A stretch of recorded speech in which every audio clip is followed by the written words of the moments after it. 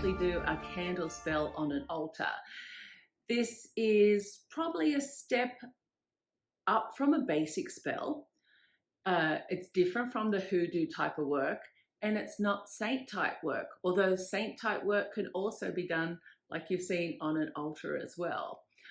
It doesn't have to be overly complex, but if you want it to be complex, it certainly can. So I'll show you lots of different ways to actually conduct this type of ritual.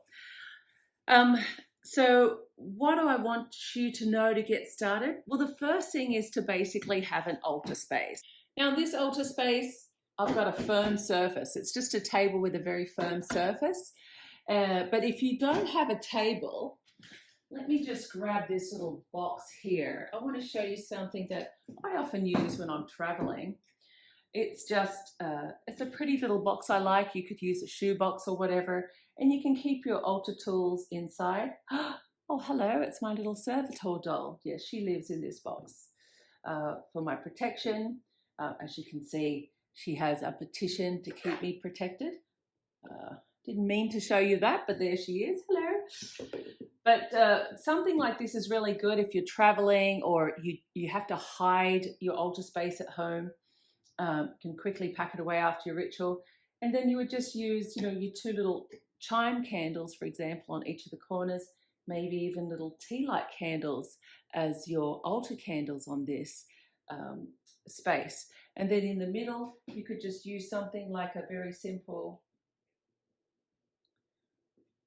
something small for your incense.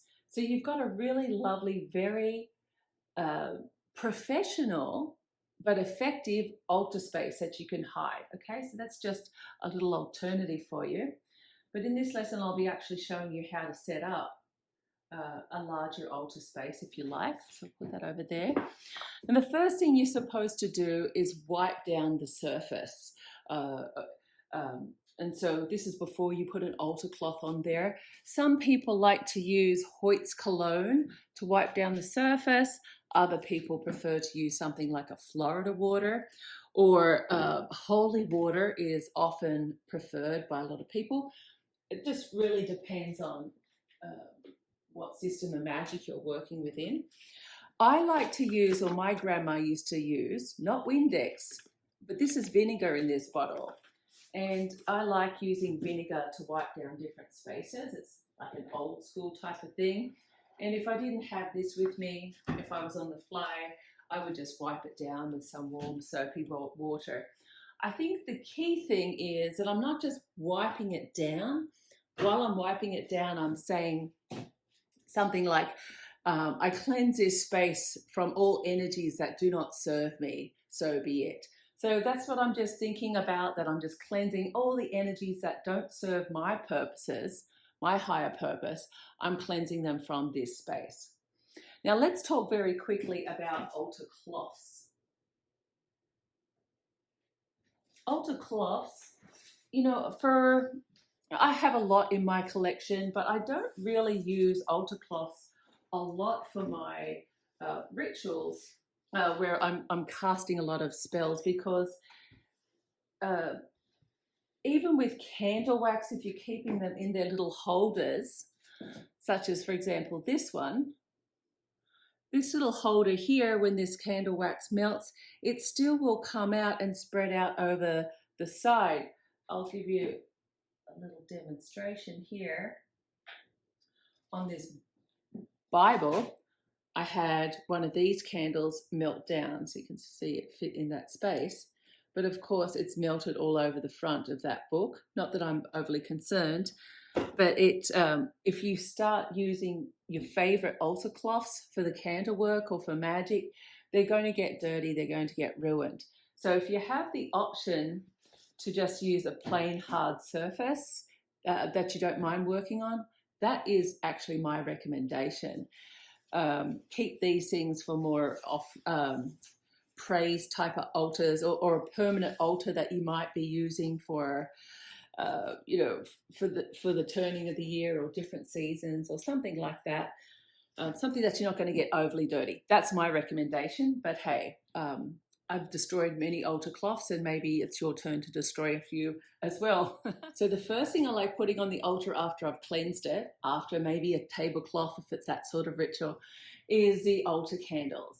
Now these candles sit up the back of the left and right hand sides of the altar, and they're to create the atmosphere. They're going to give the altar light and really set the scene for this type of magic. Now traditionally you only use the black or the white candles for the altar candle, but I don't mind bringing in a red candle for the love work, but typically it is black and white. And the idea is basically for all white magic purposes, if you want, where you're, for example, all rituals concerning attracting, drawing, spirituality, luck, safety, protection, etc., you're going to use the white candle. I will say though, in some traditions, black is also considered the right candle to use for protection. So think about what candle colors mean to you, not just what the textbook says. That's very important. The black candles, traditionally they like to say are for the baneful magic purposes, you know, to bend somebody's will, to harm another person. Any rite which is designed to dominate, control, or change another's will. This is considered black magic. And remember, this is all in your own context or mindset. You know, if you might feel uncomfortable now thinking about it like that. So maybe red helps you get into the right state of mind. Okay, think of it like that. Okay. But anyway, those candles go at the back of your altar in the left and right hand columns. The next thing you want to add is your incense. So here I've got a cute little, it's a tea-light candle that heats up like a little tray, and then I can put resins if I want to put them on there. I use a lot of resins actually if I'm doing ceremonial type of magic work or spiritual connection type of work. But otherwise, for candle magic spells, I like to use, I'll use stick incense. I'll use the cone incense. That's what I've got on this little disc right now. And I like these because they last, you know, maybe 5 minutes or so. So I suppose if you're doing a candle ritual that's longer, maybe stick incense is better for you. But you're putting an incense in the center of the altar space to really fume the air, to set the tone, to set the scene. And the type of incense you'll be using is normally provided to you in your spell or ritual, but if you're planning this out yourself from scratch, of course you're going to, you know, if it's a love spell, maybe you put a come to me incense on there, or a type of incense that has a purpose to attract love or brings you those feelings of love as well. The next items you're putting on the altar are the candles. Now, the personal candle, the candle that represents you, goes on the left-hand side of the altar. The candle that represents the other person or the object that you want goes on the right-hand side of the altar. Okay, these are, you should have already prepared. We've discussed preparing candles before, so these should already be prepared at this stage. So this is you and your objective, otherwise called an astral candle, and this is the target's candle. Now you can also use, not just jars, say for example you're doing a love spell, probably the wrong colors to show you here, but if this is you, the white little candle here, you're on the right, and if it's another person or other targets, that's on the left. So remember, the candle which represents the person working on the spell should be placed to the left of the incense burner, and the candle representing the object of the spell or the purpose to which has been accomplished is placed on the right-hand side of the incense. When there are 2 or more persons involved, place their candles side by side or one below the other. If you're working from the Bible The Bible or your Book of Shadows would actually be sitting on the left-hand side of the altar. And then any other objects that you're using in the spell, say for example, you're using a statue of the spirit you're working with, or any other tools, or your tame, your wand, your chalice, or something like this, you could be placing it on the right-hand side of your altar. So that looks quite full, doesn't it? Now, if you're a witch or a pagan or perhaps a Wiccan, you're going to want to include some of the elements here. For example, the candle represents the element of fire, so that's already there. The incense represents the element of air, so that's already there. But what we don't have is the element of water, and that could either be in a chalice or a bowl, and you would place that on the left-hand side of the altar.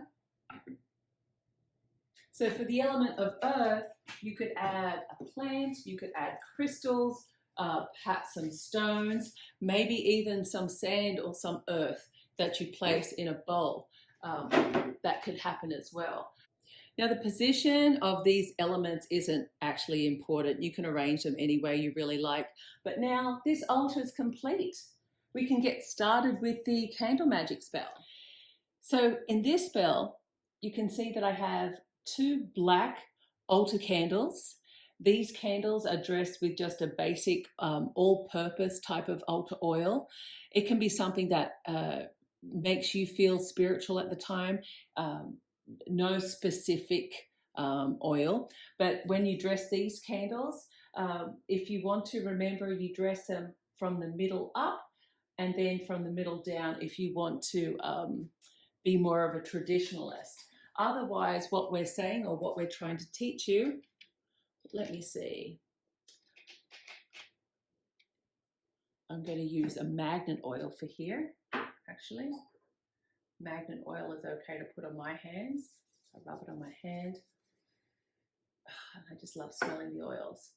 So remember, I taught you that if it's for a purpose that you want something to come towards you, such as love or money or something you really desire, you're going to push it towards you. If it's for something you don't want in your life, you're going to push it away from you. But remember, I said also you're going to see in many books where they'll say you brush from the middle down and then from the middle up. So that is a different technique. You choose yours. Personally, I'm brushing it towards me and I'm feeling okay. So you press both candles. Now you don't have to rub it on.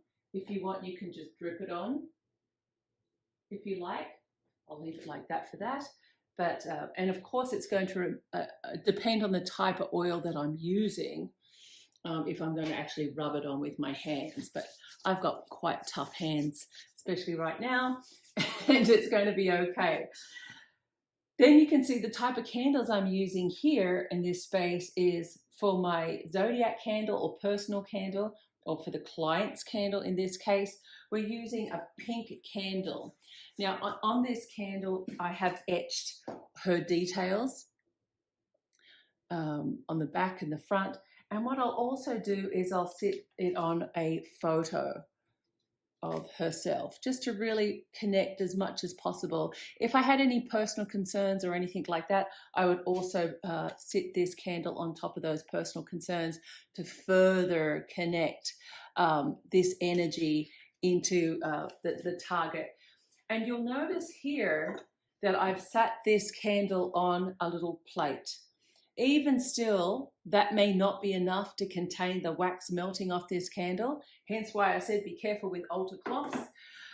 As an alternative to that, if you're using figure style candles, you can sit them in a baking tray. And it's okay, like have a baking sheet or a baking tray, which might come to about here to here. And, you know, just have them at opposite ends of the tray. I just have to warn you about that because if you're super brand new, you'll find wax spreading everywhere and it can be a big mess. So that's why you'll see me using lots of jar candles all the time. I wanted to break it up a little bit for you guys. Now you would dress for this particular ritual where we're having our client influence the mind of her target, this guy, The type of oil that is suggested is a domination style of oil. So there we go. I had to use my good old teeth. Now, you could either put some drops onto her, or if you have tough hands and you're not allergic to oils. Oh, that smells so good. You can brush it down. So even though I'm rubbing the oil quite fast into the personal candle, that's you, or yeah, I'll just say you. So this will be me for this spell.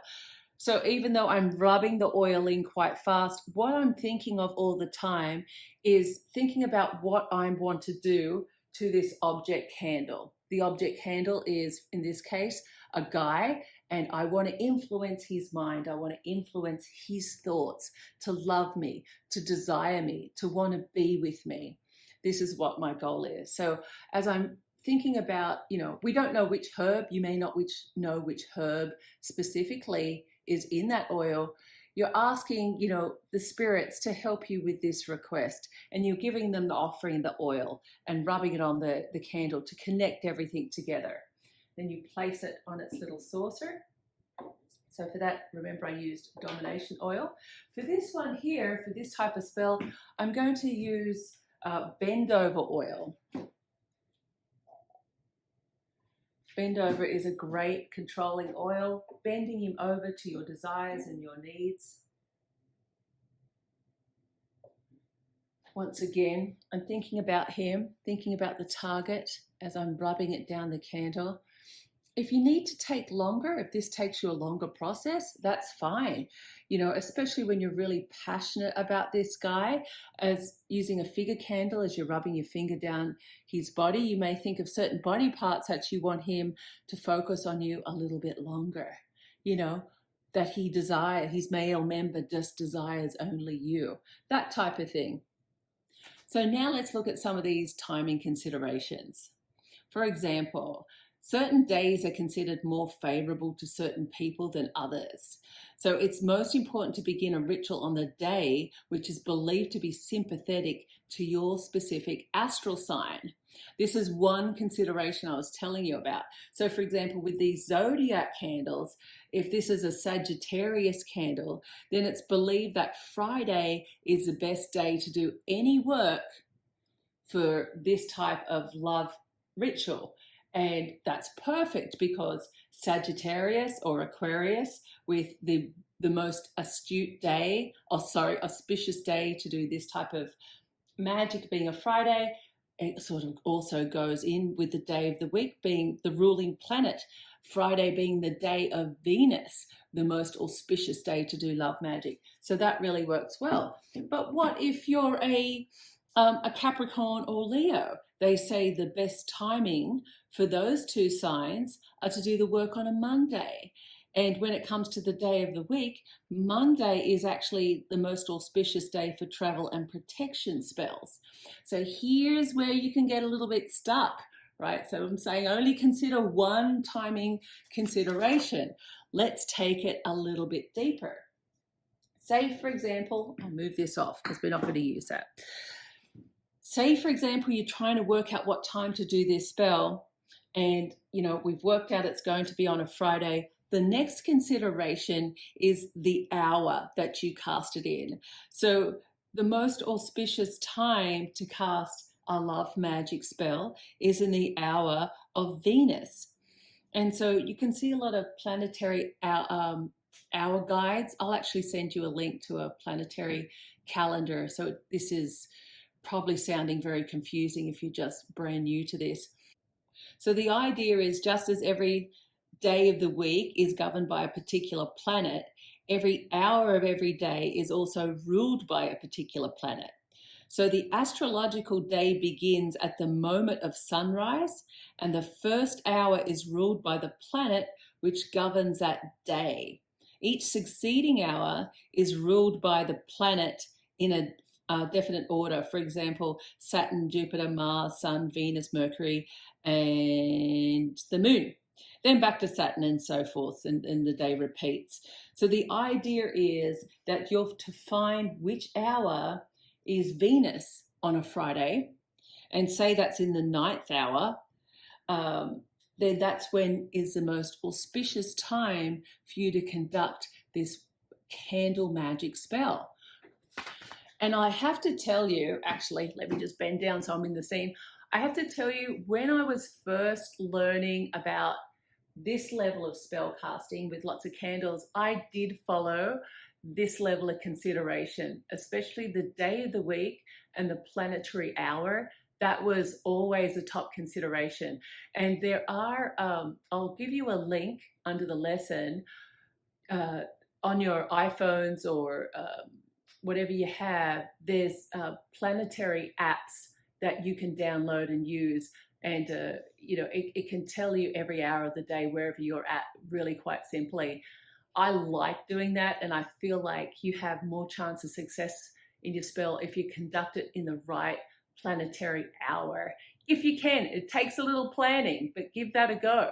Any questions, remember to ask me under this lesson. Don't email me. Right under this lesson, I'll get back to you on the day I teach. So now we're ready to begin. The first thing I like to do is light the altar candle. And generally I light my candles with incense sticks, or I have I have another separate candle that I have as basically the candle that's lighting everything. So I generally don't use matches or a fire starter, lighter, you know, barbecue starter to light stuff. So I light my altar space. Yeah, and normally I wave around the candle or the incense, and in my mind what I'm actually saying is I'm removing any negative energy over this altar which does not serve my highest purpose or the ritual. Now we do have Mother Hecate or Hecate, depending on what you like to call her wherever you are. And in some rituals what I will do is that I'll leave these. If I'm working with candles or other personal concerns, or if I'm leaving a little offering, you might want to leave that over there if you're having a statue or you have some god or goddess on the altar. I have left her on here. You can see that I've removed the other tools and the elemental tools. Now, because I'm doing a spell for somebody else, actually, I have my petition paper or the spells desires here, my client's desires here. But if you were working out of a Bible, this is when you would open that Bible and start reading verses now, and that is also placed on the left-hand side of the altar. So that they're the only restrictions or requirements here. I'm not using a Bible, I'm just reading from my client's desire. She wrote out a petition. You can write out a petition yourself, or in some spell books for this Candle Magic, they have affirmations that you can say. I like to always write my own petition versus reading out somebody else's petition. I know the internet today has very clever petitions and rhyming petitions, and there's an art to that, but I'd rather just a sincere, short affirmation style petition of what you want when you're conducting this type of magic. Something that if you say it, you can remember it, and then you get into a little mantra, almost like a self-hypnotizing mantra as you're actually allowing these candles to burn down. After you've lit your back candles, so always your left, then you right, then you start by lighting your personal candle first, or your zodiac candle.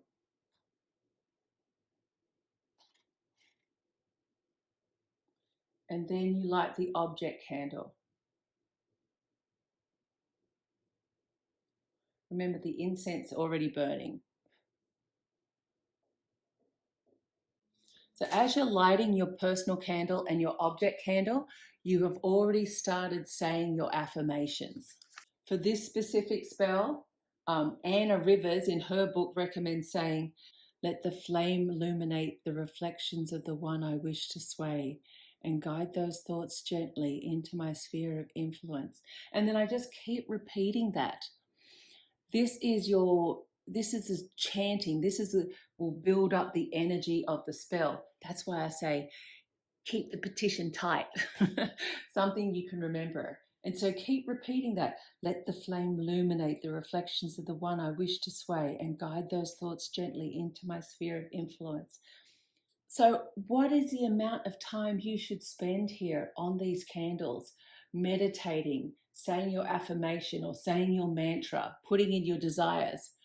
Well, it is said that you should at least allow an hour, especially on your first occasion, sitting in front of these candles, watching what's happening, saying your mantra, saying your incantation, whatever you're liking to do, allowing that incense to burn, creating that energy. If you have a spirit here with you, a saint, a deity, perhaps you can also petition the deity as well in this time. Perhaps you just go into a silent meditation. But as I said, suggest around an hour you should probably spend on this occurrence. When that time is over, you conclude the meditation with one of your own little mantras. So I might say, "And so be it," or "And so it is done." You may decide to say the Lord's Prayer to finish up this specific session. Then what you'll do is snuff out the candles in reverse order. So would you snuff out the candles? Well, these are going to take some time to burn down, much longer than an hour. So maybe you've decided that you're going to come back at the same time every day to do this work. First, you'll snuff out the object candle, so your target's candle. Then you'll snuff out the personal candle. Then you'll snuff out the right. Then you'll snuff out the left.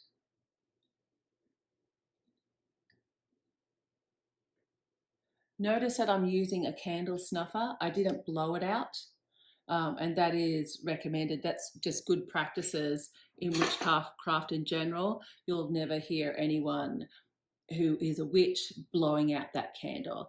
On the left-hand path, yes, we can blow out the flame, but you don't do that in witchcraft, conjure, or these types of rituals at all. Now, I've only relit them because obviously I'm going to finish up this lesson and go back to meditating on these and focusing on these candles for the time being. How long should you spend working on these candles? Well, if you can sit down for 3 or 4 hours, great.